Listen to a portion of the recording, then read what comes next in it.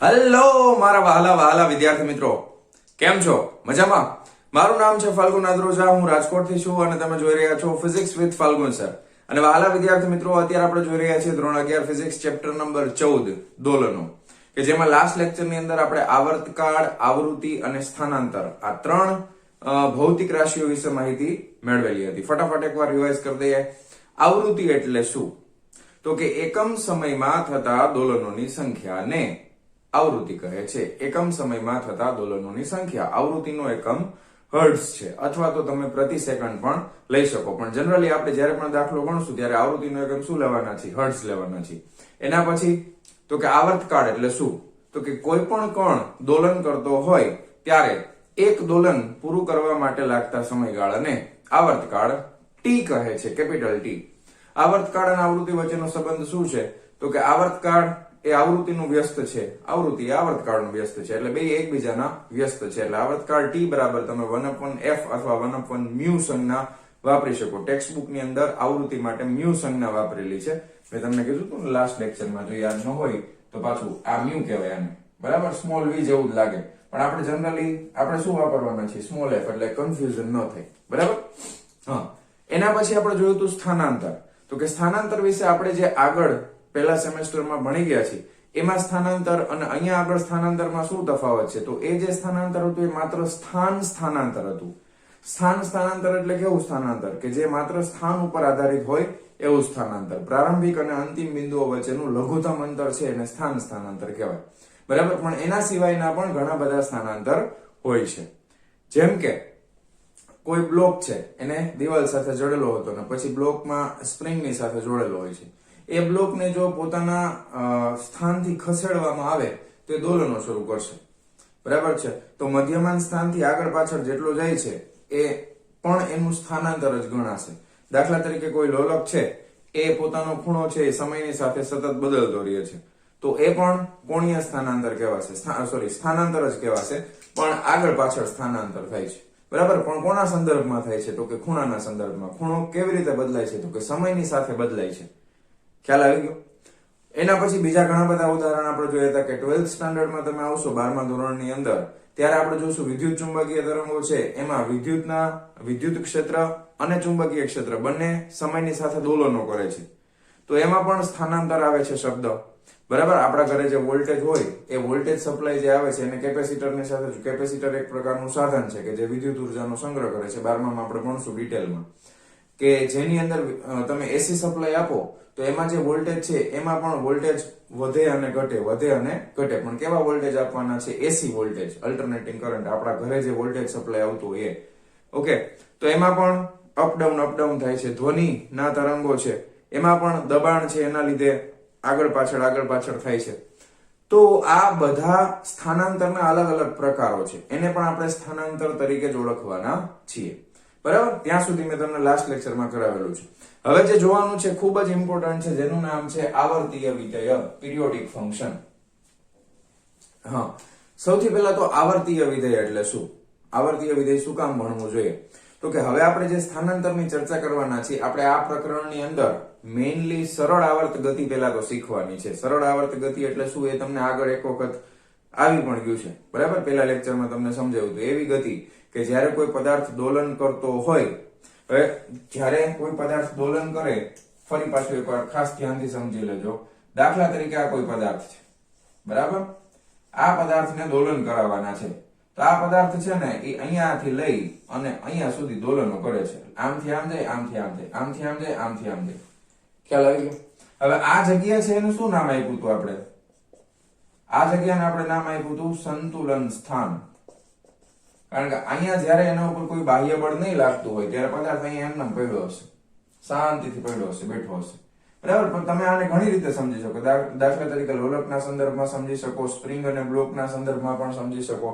માત્ર આપણે અત્યારે સરળ આવર્ત ગતિની ચર્ચા કરવાની છે, પણ એ આગળના ટોપિક. પણ થોડુંક સમજી લ્યો તો વધારે મજા આવશે. જો આપણે ખરેખર શું કામ આ બધું શીખીએ છીએ એના પાછળનું કારણ આ છે. હવે આ પદાર્થ પેલા અહીંયા છે, દોલન કરતા કરતા તમે એને ખસેડો છો અને પેલા અહીંયા આવે છે. અહીંયા આવે છે એટલે એના ઉપર જે બળ લાગશે એ સ્થાનાંતરની કઈ દિશામાં લાગે છે? તો કે આ દિશામાં લાગે છે. એ બળ એને હંમેશા કઈ જગ્યાએ લઈ આવવાનો પ્રયત્ન કરશે? સંતુલન સ્થાન પાસે. તો આવા પ્રકારની ગતિને સરળ આવર્ત ગતિ કહીએ છીએ ને. તો જો સ્થાનાંતર આમ થશે તો બળ આમ લાગશે. હવે અહીંયા આવી બ્લોક અહીંયાથી ગતિ કરીને પાછો ક્યાં આવશે? તો કે આ પદાર્થ છે અહીંયાથી પાછો અહીંયા પોતાના મૂળભૂત સ્થાને આવશે. હવે અહીંયા આવીને ઊભો નહીં રહે. શું કામ ઊભો નહીં રહે? કારણ કે અહીંયાથી જયારે આવતો હતો ત્યારે એની પાસે ગતિ હતી અને પ્રવેગ હતો. તો એ ગતિ અને પ્રવેગના લીધે એની પાસે જડત્વ હોય, ઇનર્શિયા હોય. એ જડત્વના કારણે શું થાય? એ આગળ વધી જશે અને અહીંયા આવતો રહેશે. પણ જ્યારે અહીંયાથી આગળ વધે છે ત્યારે પાછું બળ કઈ દિશામાં લાગવાનું શરૂ થાય છે? તો કે આ દિશામાં લાગવાનું ચાલુ થાય. એટલે વળી પાછું અહીંયા આવીને ક્યાં જશે? તો કે વળી પાછું સંતુલન. પણ અહીંયા આવીને ઉભો રહી શકશે નહીં. બરાબર? તો આ પ્રકારની ગતિ છે સરળ આવર્ત ગતિ. એમાં આપણે જોવાના છીએ. એ શીખવા માટે આપણે આ શીખવું ખૂબ જરૂરી છે. આવર્તીય વિધેય એટલે શું? બરાબર? આવર્તીય વિધેય એટલે શું? ઓકે, હવે આપણે આવર્તીય વિધેય એટલે શું એની વ્યાખ્યા હું તમને લખું છું. આવર્તીય વિધેય કોને કહેવાય? તો કે એવું વિધેય કે જે સમયના ચોક્કસ અંતરાલ પછી અથવા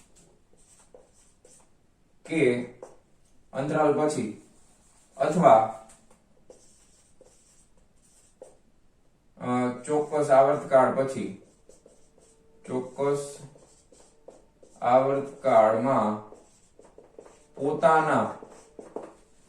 પોતાના મૂલ્યનું પુનરાવર્તન કરે તેને આવર્ત વિધેય કહે છે. બરાબર? એવું વિધેય કે જે સમયના ચોક્કસ અંતરાલ પછી અથવા ચોક્કસ આવર્તકાળમાં પોતાના મૂલ્યનું પુનરાવર્તન કરે તેને આવર્ત વિધેય કહે છે. ઓકે, હવે આ વાક્ય પહેલા ખાસ સમજવાનું શું કહેવા માંગે છે. દાખલા તરીકે દોલન થાય છે. દોલન, હવે એમાં દોલન થતા હશે એટલે સમય તો વધતો જ જાય છે. પણ ધારો કે હું તમને એમ કહું કે કોઈ પદાર્થ છે એ હમણાં પાછું આનું આ ઉદાહરણ, એ અહીંયા પહેલા એનું આ સંતુલન સ્થાન છે, ત્યાંથી અહીંયા જાય છે, ત્યાંથી દોલન કરીને અહીંયા આવે છે. આ બે અહીંયા દોલન કરે છે ત્યારે આનાથી બહાર ક્યાંય નથી જતો. આની બાઉન્ડ્રી લિમિટ આવી ગઈ. આની બહાર ક્યાંય જતો નથી. હવે આ એનું મધ્યમાન સ્થાન છે. અહીંયાથી જમણી બાજુ આ મહત્તમ સ્થાન, આ બાજુ ડાબી બાજુ આ સ્થાન. બરાબર? હવે દાખલા તરીકે સમય છે ઈ ધારો કે 1 મિનિટ થઈ ગઈ, પછી સમય વધ્યો આ t1, પછી t2 માં દાખલા તરીકે 2 મિનિટ થઈ ગઈ, t3 માં તો કે 3 મિનિટ થઈ ગઈ, 4 મિનિટ, 5 મિનિટ. સમય વધતો જ ગયો. સમય ગમે એટલો વધે ને, આ પદાર્થનું સ્થાનાંતરનું મૂલ્ય છે ને ઈ કાં તો અહીંયા હશે મેક્સિમમ અને કાં મેક્સિમમ અહીંયા હોય. સ્થાનાંતરનું મૂલ્ય આ બેની વચમાં જ બદલતું હશે. ખ્યાલ આવ્યો? દાખલા તરીકે તમે એવું માનો પેલી 1 મિનિટમાં શું થયું? તો કે પદાર્થ અહીંયાથી અહીંયા પહોંચ્યો, ત્યાંથી અહીંયા આવી ગયો અને ત્યાંથી અહીંયા આવી ગયો. 1 મિનિટ પૂરી થઈ ગઈ. બીજી મિનિટમાં પાછો અહીંયા ગયો, પાછો અહીંયા આવ્યો, પાછો અહીંયા ગયો, અહીંયા આવી ગયો. બીજી મિનિટમાં પૂરું. તો એના સ્થાનાંતરનું મૂલ્ય છે એ ક્યાં બદલાય છે? તો કે ધારો કે અહીંયા 0 લઈ લઈએ આપણે. અહીંયા તમે લઈ લો 10 મીટર. અહીંયા ડાબી બાજુનું જમણી બાજુના સ્થાનાંતરને આપણે ધન ગણીએ +x, ડાબી બાજુના માઇનસ ગણીએ -x. બરાબર? તો +10 થી લઈને -10 ની વચમાં બદલાયા જ કરે છે. પણ આની બહાર ક્યાંય જતું નથી.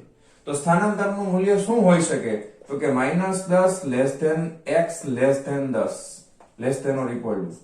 બરાબર? તો સ્થાનાંતરનું મૂલ્ય કાં તો -10 હોય અથવા એના કરતા વધારે હોય એટલે 0 પણ હોઈ શકે, અથવા તો 10 પ્લસ વધારેમાં કેટલા સુધી? તો કે +10 સુધી હોઈ શકે. એનાથી ક્યાંય બહાર જવાનું નથી. અને આનું આ મૂલ્ય પાછું પુનરાવર્તન થશે ને. સમય ભલે વધતો જાય, સમય વધતો જ જાય છે, પણ મૂલ્ય ફરી પુનરાવર્તિત થતું જ જાય છે. તો આવા પ્રકારનું કોઈ વસ્તુ થતી હોય તો એના માટે થઈને આપણે આવર્તીય વિધેયની જરૂર પડે. હવે ખાસ કરીને યાદ રાખો આવર્તીય વિધેય કયા છે? તો બધા જ ત્રિકોણમિતીય વિધેયો આવર્ત વિધેયો છે. બધા જ ત્રિકોણમિતીય વિધેયો એટલે વળી શું? બધા જ ત્રિકોણમિતીય વિધેયો એટલે તો યાદ કરો sin θ cos θ, આ તો ખબર જ છે ને તમને, sin θ cos θ tan θ. અને આના બધાના વ્યસ્ત. sin નું વ્યસ્ત શું થાય? તો કે cosec θ. cos નું વ્યસ્ત શું થાય? તો કે sec θ. tan નું વ્યસ્ત શું થાય? તો કે cot θ. આ બધા જ આવર્તીય વિધેયો છે. બધાય પોતાની કિંમતનું પુનરાવર્તન કરે. તમને ઓલું ખબર જ છે, મેં તમને ઓલરેડી સમજાવેલું છે ખૂણાવાળું. બરાબર? આ દાખલા તરીકે અહીંયાથી તમે પહેલું ચરણ છે, આ બીજું ચરણ છે, ત્રીજું ચરણ છે, ચોથું ચરણ છે, બરાબર. બેઝિક મેથેમેટિક્સમાં ફંડામેન્ટલ ભૌતિક વિજ્ઞાનનું પાયાનું જ્ઞાન છે એના લેક્ચરમાં તમને સમજાવ્યું હતું, બરાબર. અહીંયા આગળ બધું ધન હોય, આને કહેવાય ઓલ. પછી અહીંયા આગળ સાઇન ધન હોય એટલે આને કહેવાય એસ. અહીંયા આગળ ટેન ધન હોય એટલે ઓલ એસ ટી, અને અહીંયા આગળ કોસ ધન હોય, અને આના વ્યસ્તય ધન હોય, સાઇન ધન હોય અને કોસેક ધન હોય, ટેન ધન હોય અને કોટય ધન હોય, કોસય ધન હોય અને સેકય ધન હોય આ ચરણની અંદર. પણ અહીંયા કિંમતો કેવી રીતે બદલાય છે? તો અહીંયા 0 ડિગ્રી છે, અહીંયા 90 ડિગ્રી છે, અહીંયા 180 ડિગ્રી છે, અહીંયા 270 ડિગ્રી છે. વળી પાછું અહીંયા જાવ એટલે પાછી કેટલી આવી જાય? 360. હજી તમારે આમાં 90 ઉમેરો તો પછી પાછું કયું આવી જશે? આમાં તમે 90 ઉમેરશો એટલે અહીંયા જે છે એ પાછું આવી જશે. ખ્યાલ આવ્યો તમને? આમાં તમે દાખલા તરીકે 90 ઉમેરી દો, 100 ઉમેરી દો એટલે 460, એમાં 10 કાઢો એટલે 450 ડિગ્રી થાય.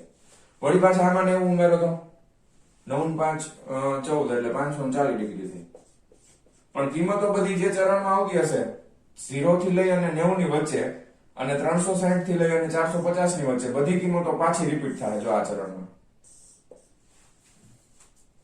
જે કિંમત 0 માટે આવતી હશે એ જ કિંમત 360 માટે આવશે, જે કિંમત 90 માટે આવશે એ જ 450 માટે આવશે.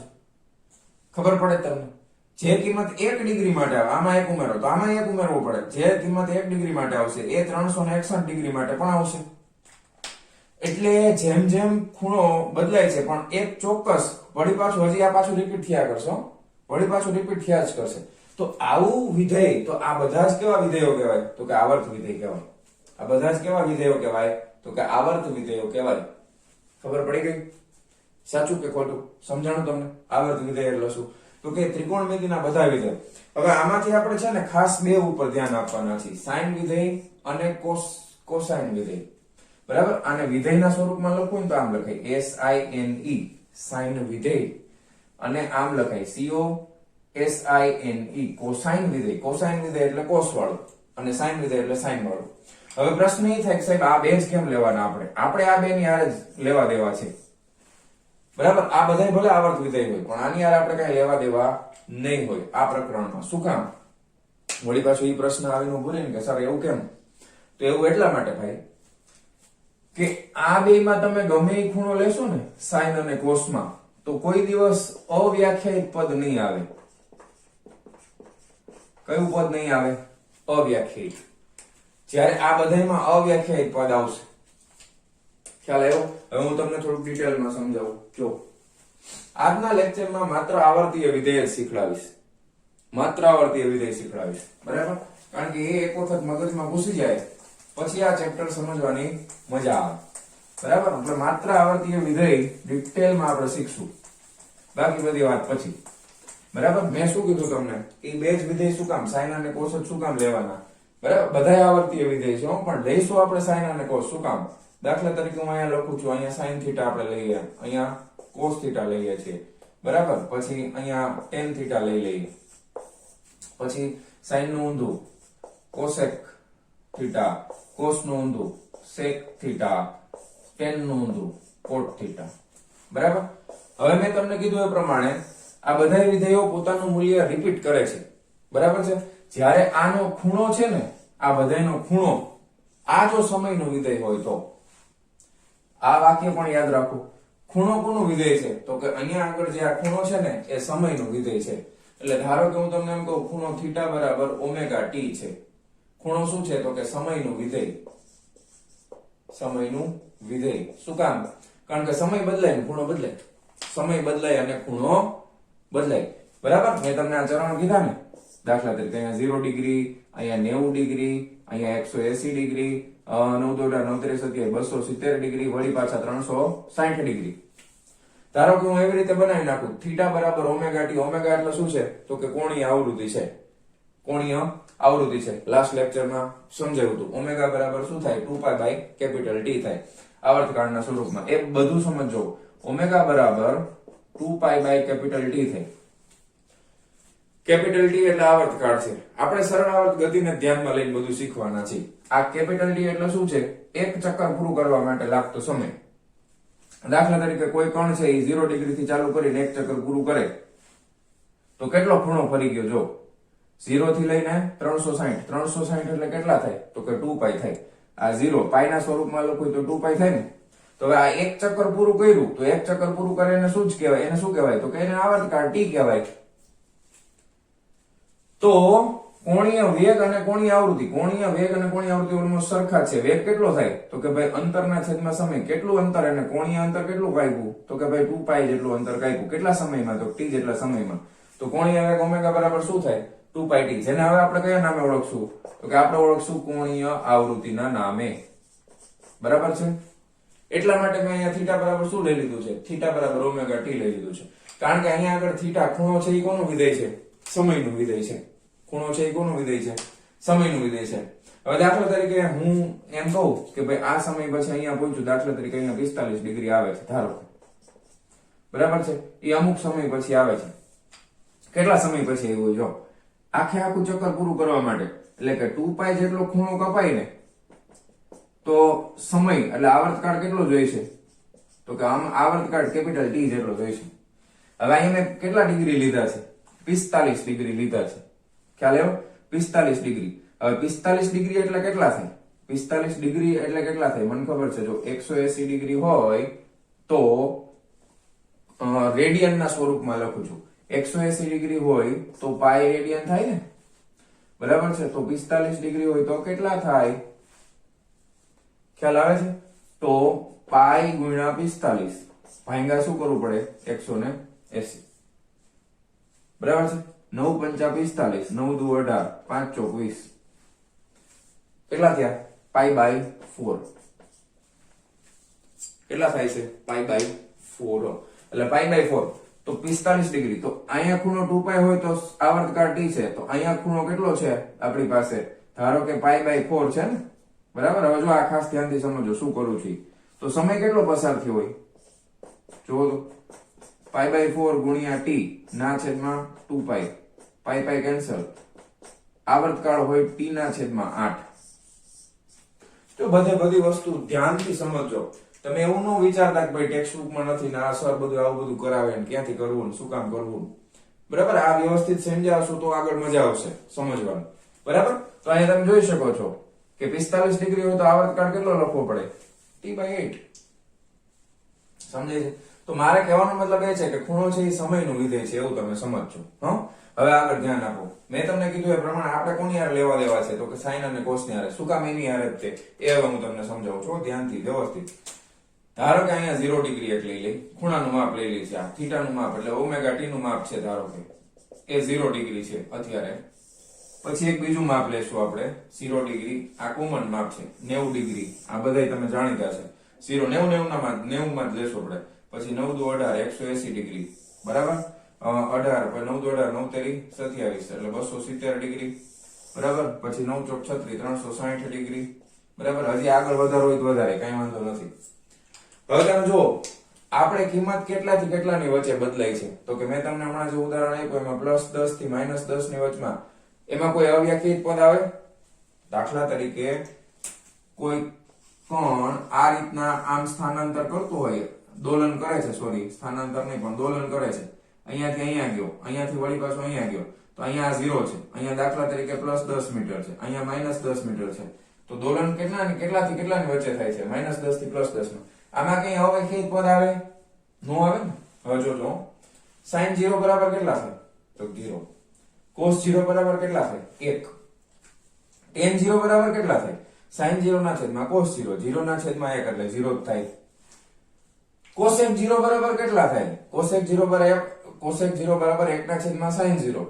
sin 0 તો 0 છે. 1 ના છેદમાં 0. કેવું પદ આવી ગયું? અવ્યાખ્યાયિત. અવ્યાખ્યાયિત એટલે અનંત લખી નાખીને ઇન્ફાઇનાઇટ લખી નાખી. અવ્યાખ્યાયિત પદ આવી ગયું. sec 0 બરાબર 1 થાય. કારણ કે 1 ના છેદમાં cos 0 બરાબર. cot 0 બરાબર કેટલા થાય? cot 0 બરાબર tan નું વ્યસ્ત છે. પાછું જો આ અવ્યાખ્યાયિત આવી ગયું. આમાં ક્યાંય અવ્યાખ્યાયિત પદ આવે? બધું જો તમને તમારે કિંમત બધી 0 થી 10 વચ્ચે મળવી જોઈએ અને 0 થી -10 વચ્ચે મળવી જોઈએ. વચમાં ક્યાંય અવ્યાખ્યાયિત સ્થાનાંતર નથી થતું. જો થાય છે ક્યાંય? તમે માપી ન શકો એવું સ્થાનાંતર છે અવ્યાખ્યાયિત. વ્યાખ્યા ન આપી શકો એવું સ્થાનાંતર થાય છે. કિંમત કહેવાનો મતલબ શું છે કે અહીંયા થાય તો દાખલા તરીકે 5 મીટર હોય, અહીંયા થાય તો દાખલા તરીકે -5 હોય, આની વચમાં ક્યાંક હોય તો ધારો કે 2.5 મીટર હોય. આની વચમાં ક્યાંક હોય તો 7.5 મીટર હોય, આની વચમાં તમે લો તો -2.5 હોય, પણ ક્યાંય અવ્યાખ્યાયિત આવે છે, તમે માપી જ ન શકો એવું ક્યાંય થતું નથી. તો આ અવ્યાખ્યાયિત વાળું ન હાલે, આમાં અવ્યાખ્યાયિત વાળું ન હાલે. હવે આગળ વધો. દાખલા તરીકે 90 છે, તો sin 90 બરાબર કેટલા થાય? તો કે sin 90 બરાબર 1 થાય. cos 90 બરાબર કેટલા થાય? 0. tan 90 બરાબર કેટલા થાય? તો કે sin 90 ના છેદમાં cos 90, 1 ના છેદમાં 0. પાછું અવ્યાખ્યાયિત પદ આવ્યું, તો આપણા માટે નો હાલે, ભલે આવર્ત રીતે બદલાતું હોય. આ બધાય આવર્ત વિધેયો છે, પણ આપણે કયા ધ્યાનમાં લેવાના છે? sin ને cos. બરાબર. હવે આમાં આમાં તો અવ્યાખ્યાયિત આવ્યું, આ જોવાની જરૂર નથી. સેકમાં જોવો, સેકમાં જોશો એટલે 1 ના છેદમાં 0, પાછું અવ્યાખ્યાયિત આવી ગયું. જો બરાબર. તો બાકી બધાયમાં અવ્યાખ્યાયિત પદ આવશે. sin અને cos માં ક્યાંય અવ્યાખ્યાયિત પદ નહીં આવે, તમે ગમે એટલા ખૂણા બદલાવો. બરાબર. હવે આગળ વધો. sin અને cos માં જ આગળ વધીએ છીએ. જો હવે sin 0 ડિગ્રી બરાબર 0 છે, sin 90 બરાબર 1 છે, sin 180 એટલે વળી પાછા કેટલા થાય? sin π એટલે 0 થઈ જાય. બરાબર. sin 270 એટલે કેટલા થાય? તો -1 થાય. બરાબર. sin 360 એટલે કેટલા થાય? પાછા 0 થાય. આમાં cos 180 બરાબર કેટલા? cos 0 બરાબર 1, cos 180 બરાબર -1 થાય. cos 270 બરાબર 0 થાય. cos 360 એટલે પાછા +1 થાય.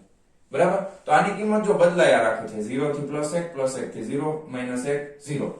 તો આમાં આપણને આમાં જો મજા આવશે. જો આની યાર મેચ થાય એવું છે. જો આની યાર મેચ થાય એવું છે. કેમ?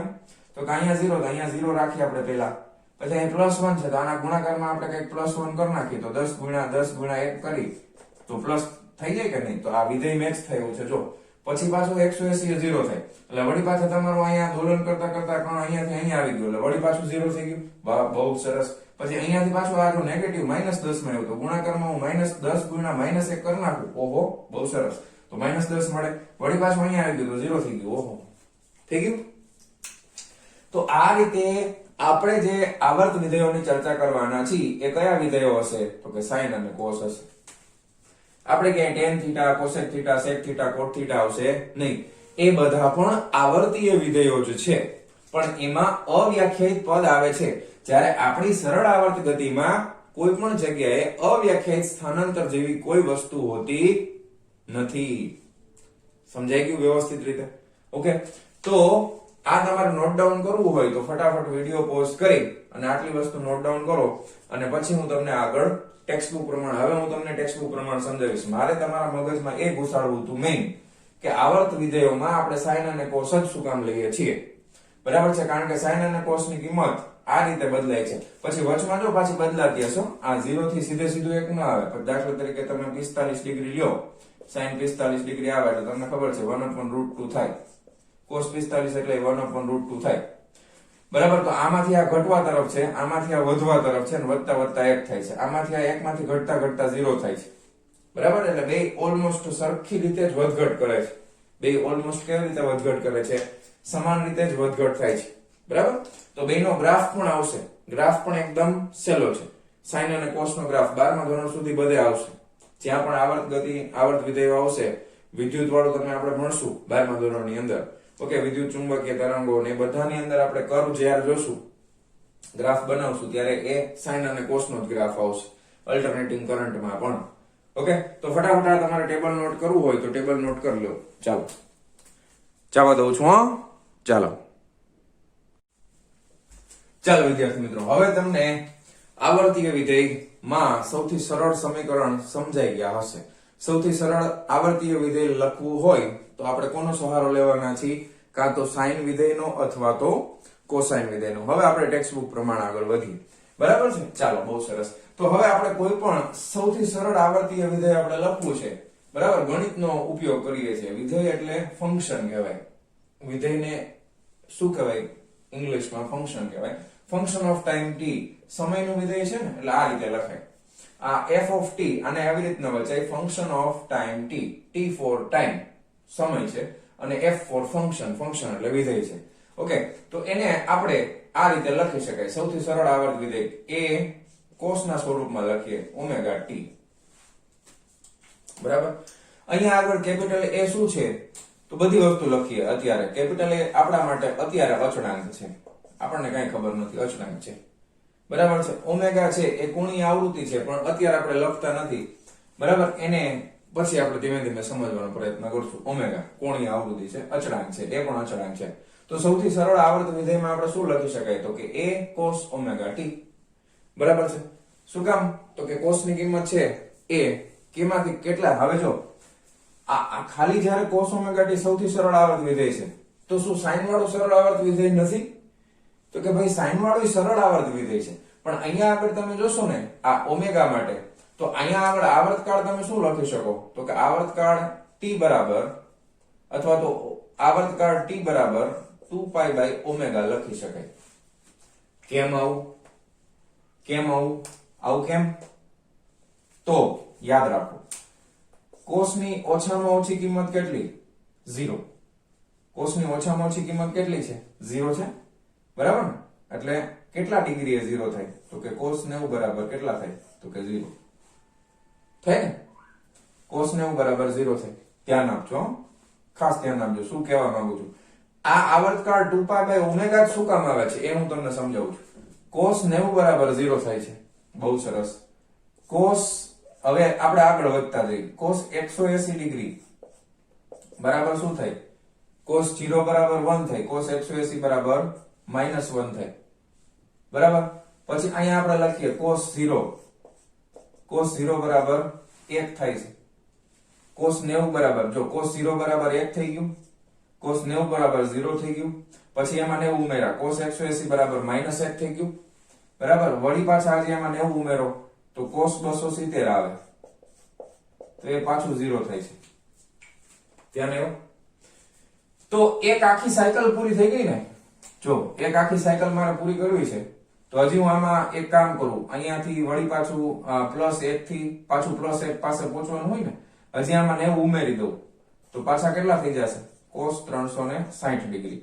તો એ કેટલા થઈ ગયા? 1 થઈ ગયા. થઈ ગયા કે નહીં? બરાબર. જો 0 ડિગ્રી 90 180 270. હવે હું તમને ખાલી એમને સમજાવું. દાખલા તરીકે આ 0 ડિગ્રી, આ 90 ડિગ્રી, આ 180 ડિગ્રી, આ 270 ડિગ્રી, આ પાછી 360 ડિગ્રી. આપણે એક સાયકલ પૂરી કરવાની હતી ને, તો 0 થી ચાલુ કરી. તો અહીંયા cos ની કિંમત કેટલી છે? +1. બરાબર. cos 0 બરાબર 1 થાય. cos 90 બરાબર, અહીંયા cos ની કિંમત કેટલી છે? તો કે 0. સાયકલ આટલી પૂરી થઈ, ચોથા ભાગની. બરાબર. હા, બહુ સરસ. પછી ત્યાંથી તમે 180 પાસે આવ્યા, અહીંયા આવ્યા, તો સાયકલ અહીંયા આગળ cos ની કિંમત કેટલી? તો કે -1 થઈ ગઈ. બહુ સરસ. વળી પાછા 270 આવ્યા, વળી પાછી કિંમત કેટલી થઈ ગઈ? તો કે 0 થઈ ગઈ. વળી પાછા તમે છેલ્લે ક્યાં આવી ગયા? તો 360. આખી સાયકલ પૂરી થઈ ગઈ, 360 ની કિંમત પડી પાછી કેટલી આવી ગઈ? જોયું? તો સાયકલ પૂરી કરવા માટે મારે કેટલા ખૂણાની જરૂર પડે છે? તો કે ટોટલ મારે આખો ખૂણો હું અહીંયાથી શરૂ કરીને સાયકલ આખી પૂરી કરું ત્યાં સુધીમાં ખૂણા કેટલાની જરૂર પડી? તો કે મારે જરૂર પડી π + π, 2π ની જરૂર પડી. બરાબર. તો 2π માં સાયકલ પૂરી થવા માટે કેટલો સમય લાગ્યો? તો કે એક આવર્તકાળ t જેટલો. તો sin વિધેય હોય, ખાલી sin વિધેય હોય, અથવા ખાલી cos વિધેય હોય, તો એનો આવર્તકાળ હંમેશા 2π/ઓમેગા જ આવશે. ફરીથી, માત્ર sin વિધેય હોય, માત્ર cos વિધેય હોય, તો એનો આવર્તકાળ હંમેશા શું આવશે? 2π/ઓમેગા જ આવશે. કારણ કે એની કિંમતો 2π પછી રિપીટ થવાની ચાલુ. આવર્તકાળ એટલે શું? એક સાયકલ પૂરી કરવા માટે લાગતો સમય, એક આખું દોલન પૂરું કરવા માટે લાગતો સમય, એને જ આવર્તકાળ કહે છે. અને એ અહીંયા sin અને cos માટે કેટલામાં થાય છે? તો કે 0 થી 360 માં. પછી પાછી એની કિંમતો હવે અહીંયાથી પાછી રિપીટ થવા માંડશે. 0 -1 0 +1 એ પાછી રિપીટ થશે. કેટલા ખૂણામાં રિપીટ થઈ? તો કે 2π માં રિપીટ થઈ. એટલે આવર્તકાળ કેટલો થશે? તો કે 2π એક સાયકલ માટેનો. ખ્યાલ આવ્યો? બરાબર છે. તો એટલા માટે આવર્તકાળ આવશે 2π/ઓમેગા જ આવશે. ઓમેગા એટલે એની કોણીય ઝડપ છે. બરાબર. એક સાયકલ પૂરી થાય તો અમે ઓમેગા ની કરતા બનાવો ને, હું સમજાવું છું શું? ઓમેગા બરાબર 2π/t થઈ ગયો. હાલો, કારણ કે t જેટલા સમયગાળામાં આ sin અથવા cos વિધેય છે એ કેટલો ખૂણો ફરે છે? તો કે 360 ડિગ્રી. 360 ડિગ્રી એટલે કેટલા થાય? 2π થાય. તો sin માટે અને cos માટે બે માટે આ થશે. ખ્યાલ આવી ગયો તમને? હવે જો ટેક્સ્ટ બુકમાં અમુક વસ્તુ લખી છે, ટેક્સ્ટ બુકમાં એવું કીધું છે કે જો અહીંયા આગળ ઓમેગા t છે એ 2π ના પૂર્ણ ગુણાંકમાં જ બદલાતું હોય, ઓમેગા ટી ની કિંમત છે 2π ના પૂર્ણ ગુણાંકમાં જ બદલાય, તો આ વિધેયની કિંમત છે એ કેવી થઈ જશે? તો કે અચળ થઈ જશે, એ બદલાશે નહીં. એવું શું કામ? કારણ કે તમે cos 2π ની કિંમત તમે નક્કી કરો, cos 2π અહીંયા આગળ cos π છે ને, આ cos π છે 180, cos 2π એટલે +1 થાય. હવે 2π ને તમે કોઈ પૂર્ણાંક સંખ્યા વડે ગુણો, 1 વડે ગુણો, 2π ને તમે 2 વડે ગુણો, 2π ને તમે 3 વડે ગુણો, 2π ને તમે 4 વડે ગુણો, ગમે એટલા વડે ગુણો, તો 2π cos 2π બરાબર 1 થાય. 2 2 * 4 cos 4π બરાબર 1 જ થશે, cos 6π બરાબર 1 જ થશે, cos 8π બરાબર 1 જ થશે. એટલે એની કિંમત કેવી થઈ ગઈ? અચળ. બરાબર? ઓકે. તો અહીંયા આગળ આ સમયનું વિધેય હોવાથી તમને ટેક્સ્ટ બુકમાં કીધું છે કે f of t બરાબર તમે f of small t plus capital t, કારણ કે આવર્તકાળ પ્રમાણે બદલાય છે, આવર્તકાળ પ્રમાણે બદલાય છે, તો તમે ગણિતની ભાષામાં આ રીતે પણ લખી શકો. બરાબર? હવે આ પ્યોર મેથેમેટિક્સ આવે છે, ગણિત આવે છે, આમાં ભૌતિક વિજ્ઞાનનો ભાગ બહુ ઓછો છે. તો f of t બરાબર શું લખી શકાય? f of small t plus capital t પણ લખી શકાય છે. રેડી? પાકું? આ જવા દો. તમને એવું લાગે કે મારે લખવું છે, આ દોરવું છે, તો દોરી શકો છો, કાંઈ વાંધો નથી. ચાલો હું જવા દઉં છું. બરાબર? વિડીયો પોઝ કરીને તમારે લાગે તો ડ્રો કરી નાખો. ચાલો રેડી? હાલો, બહુ સરસ, વેરી ગુડ. હવે આગળ વધી. જે રીતના આ એક સરળ આવર્ત વિધેય છે, એવી રીતના આ પણ f of t sin વાળું વિધેય પણ સરળ આવર્ત વિધેય છે ભાઈ. બરાબર છે? આ પણ એક સરળ આવર્ત વિધેય છે, અને આ બંનેનો રેખીય સરવાળો, આ બંને વિધેયોનો એટલે કે sin ના વિધેયનો રેખીય cos sin ના વિધેયનો અને cos ના વિધેયનો બેનો રેખીય સરવાળો પણ આપણને આવર્ત વિધેય જ આપશે. તો એ કેવી રીતે આપે છે? તો એ હવે આપણે લખીએ. જો દાખલા તરીકે f of t, આ બે એકલા નથી પણ બેનો સરવાળો છે. ધારો કે બે વિધેયનો શું છે? તો કે સરવાળો છે. તો ધારો કે આપણે એવું લખી નાખીએ a sin omega t અને પ્લસ અહીંયા cos વાળું વિધેય લઈશું, તો એના માટે અચળાંક બદલાવી નાખીએ, b cos omega t. Okay? ખ્યાલ આવ્યો? આ બેનો સરવાળો એટલે કે sin વિધેય, સોરી sin વિધેય અને cos વિધેય બેનો સરવાળો પણ આપણને કેવું વિધેય આપે છે? આવર્તીય વિધેય જ આપે છે, એવું આપણને ટેક્સ્ટ બુકમાં કીધું છે. હવે અહીંયા a અને b છે ને, એ અચળાંકો છે. તો આપણે એવું ધારી લઈએ કે જો, હવે ધારવામાં ખાસ ધ્યાન રાખવાનું, હવે આ પ્યોર મેથેમેટિક્સ આવશે. હવે આમાં હું તમને કહું ને એ રીતે યાદ રાખજો. જો a બરાબર, ધ્યાન આપજો, આ a કોની હારે ગુણાકારમાં છે? sin ની હારે. બરાબર? તો a બરાબર આપણે d sin નું વિરોધી, sin નું ટૂંકમાં sin હોય તો cos ધારવાનું, cos phi ધારવાનું, આ આપણે જ ધારવાનું.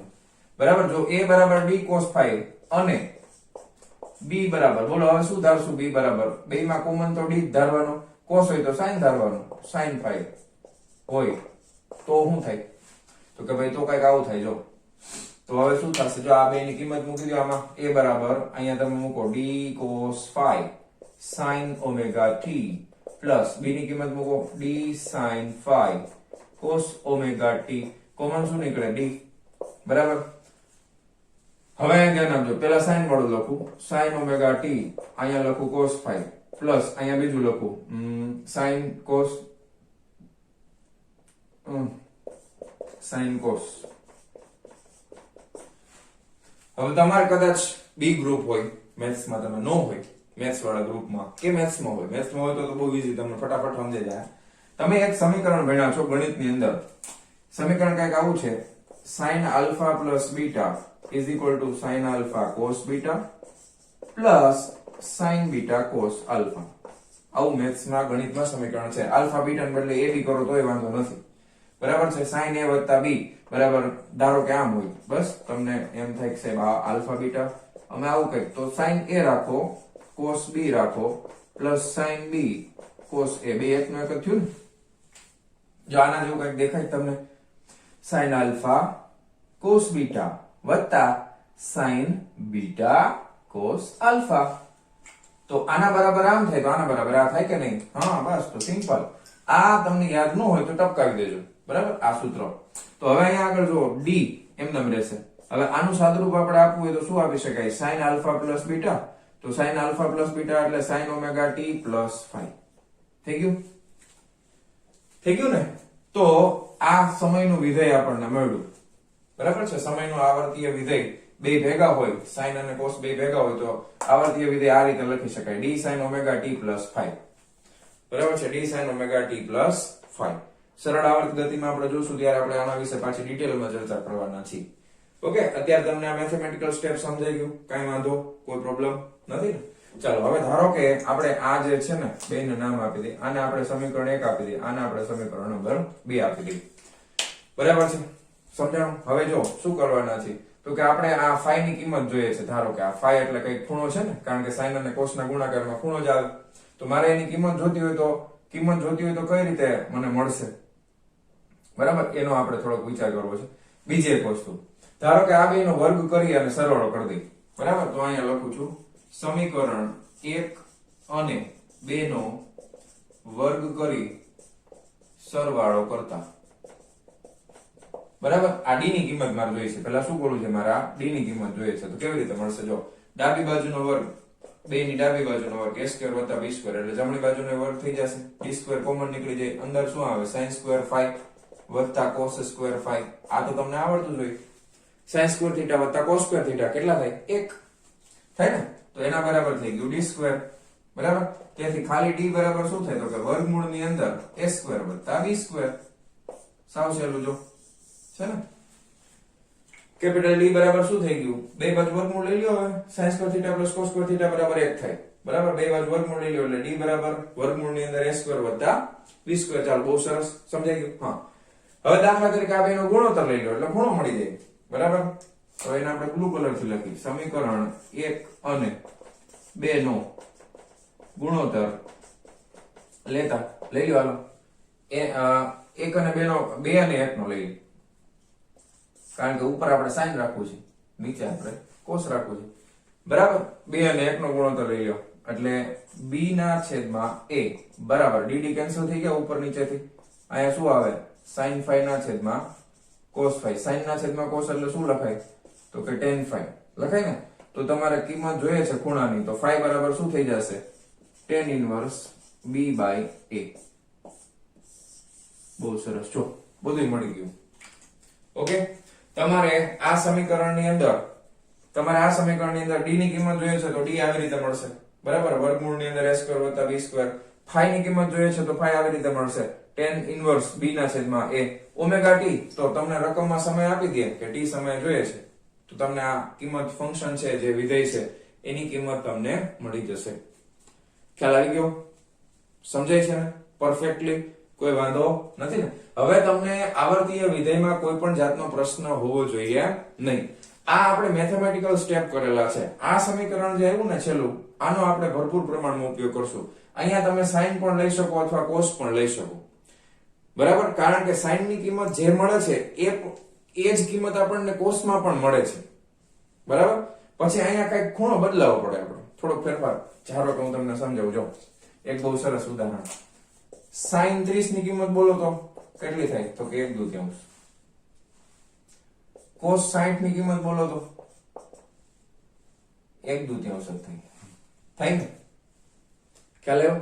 sin 30 ની જે કિંમત છે એ જ આપણને cos 60 ની કિંમત મળવાની છે. બરાબર, દાખલા તરીકે હું એમ કહું કે ભાઈ sin 90 બરાબર કેટલા થાય? તો તમે કહેશો 1 થાય. હવે cos માં 1 જોતો હોય ક્યારે મળે? તો cos 0 બરાબર મળે તો ખરું જ. બેયમાં તમને કિંમત તો મળશે જ. બરાબર, જે કિંમત છે એ બેયમાં મળશે. એટલે બેયનો ગ્રાફ એક સરખો જ આવશે. બેયનો ગ્રાફ કેવો આવે છે? ગ્રાફ આપણે જોશું ડિટેલમાં, પણ બેયનો ગ્રાફ આને સાઇનોસોઇડલ ગ્રાફ કહેવાય. આ રીતનું આમ હોય ને, બરાબર, કારણ કે sin અને cos ની કિંમત છે એ સમય જેમ બદલાતો જશે, આ સમય છે બરાબર છે એની કિંમત છે આ પ્રમાણે જ બદલાતી હશે. ધારો કે અહીંયા આપણે સ્થાનાંતર લઈ લઈએ.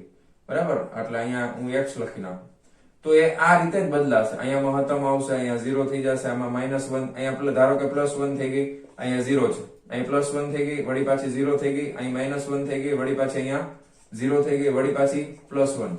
તો આ રીતે sin અને cos નો ગ્રાફ પણ આપણે શીખવાના છે. બરાબર, એના ઉપરથી જ આગળ બધી વસ્તુઓ થશે. ખ્યાલ આવી ગયો? બહુ સરસ. હવે ટેક્સ્ટ બુકમાં એક વાક્ય લખ્યું છે, એ વાક્ય હું તમને વાંચીને સંભળાવું, પછી તમને મજા આવશે. જો આ બધું તમને એમ થાય કે આવું બધું કોણે ગોઈતું છે? આવું બધું ગોઈતું છે, કોણે ગોઈતું છે? તો કે આવર્ત વિધેયોનું મહત્વ ફ્રેન્ચ ગણિતશાસ્ત્રી જીન બાપ્ટિસ્ટ જોસેફ ફુરિયર હવે મેથેમેટિક્સ વાળા છે એ લોકોને ખબર હશે કે મેથ્સ ની અંદર ફુરિયર સિરીઝ આવે છે આખી ફુરિયર સિરીઝ, બરાબર? તો એને જ ગોતેલું છે. આ સાબિત થયેલ નોંધપાત્ર પરિણામ ને લીધે મળે છે. પછી એક સરસ વાક્ય લખ્યું છે, કોઈ પણ આવર્ત વિધેયને સાઇન વાળું થઈ ગયું, કોસ વાળું થઈ ગયું અથવા આ થઈ ગયું, આ બધા આવર્ત વિધેયો છે, ત્રણે ત્રણ સાઇન, કોસ અને આ બેનું પરિણામ. તો કોઈ પણ આવર્ત વિધેયને યોગ્ય સહગુણાંકો સાથેના વિવિધ આવર્ત કાળના સાઇન અને કોસાઇન વિધેયોના સંપાતપણા તરીકે વ્યક્ત કરી શકાય છે. તો એ આ વાક્ય સમજાવવા માંગે છે.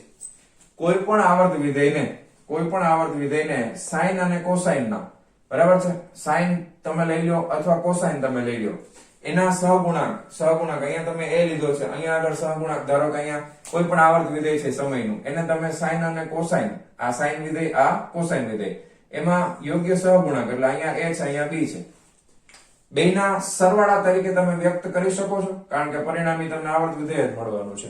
તો એ વાક્ય તમને આ સમજાવવાનો પ્રયત્ન કરે છે. ઓકે, તો મારા વહાલા વિદ્યાર્થી મિત્રો, વિડીયો પોઝ કરી અને આમાંથી તમને જે લાગે અનુકૂળ એ છાપી લખો, બરાબર? અમુક સ્ટેપ ટેક્સ્ટ બુકમાં ના સમજાવેલા હોય, જે મેં તમને અહીં સમજાવ્યા છે, તો એ ફટાફટ તમારી રીતે નોટબુકમાં ટેકવી દેજો. રેડી? ક્લિયર? ચાલો, તો મારા વહાલા વિદ્યાર્થી મિત્રો, આજનો આ લેક્ચર આપણે અહીંયા પૂરો કરીએ છીએ. મળીએ છીએ નેક્સ્ટ વિડિયો લેક્ચરમાં આના પછીના ટોપિકની સાથે, એટલે કે સરળ આવર્ત ગતિની સાથે. ત્યાં સુધી આવજો.